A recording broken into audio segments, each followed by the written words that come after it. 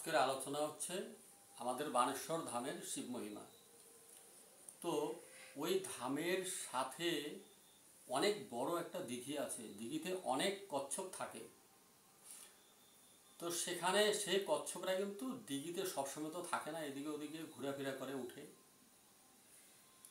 এবার ওখানে একটা ছেলে রাত্রেবেলা কচ্ছপ একটা উঠায় বস্তার ভিতরে ঢুকায় গ্রামে নিয়ে গেছিলেন। গ্রামের নাম হচ্ছে হাতিডুবা।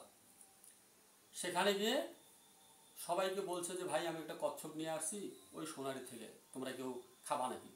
এই কথা বলছে, ঠিক আছে। তখন সেখানে বেশ কয়েকজনে মিলে ওটাকে মেরে তখন তারা রান্না করে রাত্রেবেলা খায়। তো টোটালি কিন্তু 22 জন খেয়েছিলেন। এবার সকাল সূর্য উদয়ের পরেই তাদের তো পেট ব্যথা আর পাতলা পায়খানা শুরু হয়ে গেছে।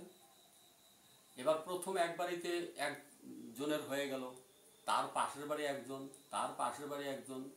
এবার ওই বাড়ির 3 নম্বর বাড়ির যে গার্জিয়ান, সে বলছে আরে এটা আবার ওই মন্দিরের থেকে আনেনি তো ছেলেটা।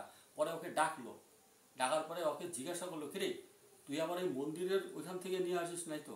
বলে না না, আমি অন্য জায়গার থেকে আনছি। এবার এই কথা বলার সাথে সাথে ওরও ওই পরিস্থিতি। তখন তো সন্দেহ হয়ে গেল, তখন তাকে জিজ্ঞাসা করলো যে তুই সত্যি কথা বল। তখন সে ভয়ে বলে ফেললো যে হ্যাঁ আমি কালকে রাত্রে ওই মন্দিরের ওখানে এক দোকানের পিছনে বসা ছিল, ওখানে বস্তা করে আমি নিয়ে আসছি। এই কথা বলার সাথে সাথেই ওই ছেলেটা বলল যে ভাই তোমরা আমাকে মন্দিরে তাড়াতাড়ি করে নিয়ে চলো। এইভাবে ওকে তো মন্দিরে ওখানে নিয়ে চলে গেল। এই আধা ঘন্টার সময়ের ভিতরে যারা যারা নাকি সেই মাংস ভক্ষণ করেছিলেন টোটালে 22 জনেরই একই অবস্থা। যে যেদিকে পারে ডাক্তারের কাছে নিয়ে যাচ্ছে। সেখানে পরিস্থিতি খুব ভয়াবহ এসে দাঁড়াইল। তখন সেই ছেলেটা ওখানে গিয়ে মন্দিরের সামনে লম্বা হয়ে একদম ষষ্ঠাঙ্গে পড়ে প্রার্থনা করতেছেন যে প্রভু আমার অনেক ভুল হয়ে গেছে, তুমি আমাকে রক্ষা করো। অনেক মানুষ এসে ভিড় হয়ে গেল।